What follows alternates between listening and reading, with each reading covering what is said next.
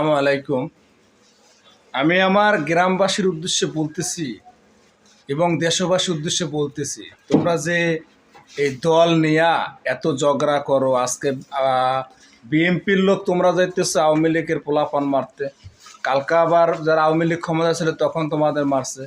কিসের জন্য করতেছো ভাই? আজকে দেখো, তুমি মারা গেলে তোমার লাশের কান্দা দিতে কিন্তু তোমার গ্রামের মানুষই আসবে, ঢাকা থেকে আসবে না, শেখ হাসিনাও আসবে না, খালদা জিও আসবে না। এগুনা করা ভালো না ভাই, এগুনা কইরো না। আর দেখো, পৃথিবীতে কোনো নারী এক পুরুষে আসক্ত হয় না।